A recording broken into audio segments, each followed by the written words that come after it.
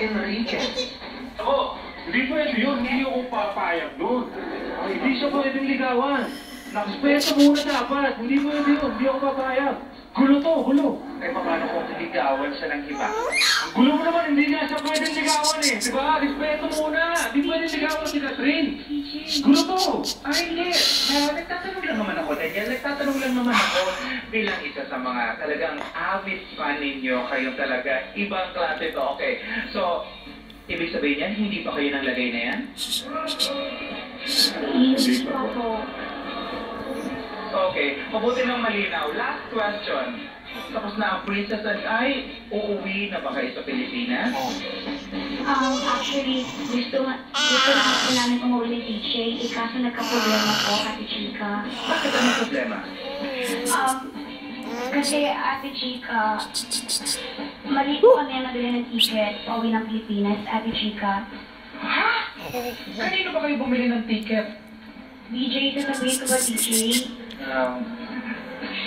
Kay Tina Panero po.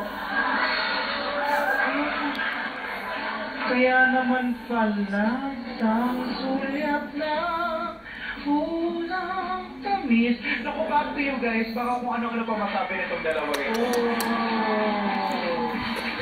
Grabe. Nakakatawa yung mga batang yan. Oo, aga-aga. Nakakatawa sila, kaya naman ang dami ng mahanga sa kanila. Naku, para maging kayo in the future. Sana sila na talaga.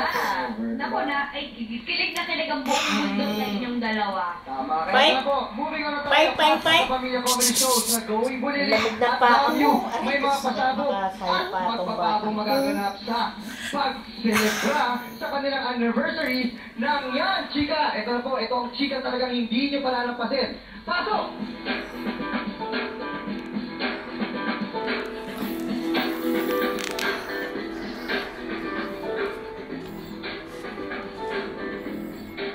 Anong pinaka hindi niyo makakalimutang eksena na ginawa niyo sa lobby? First kiss namin. Yung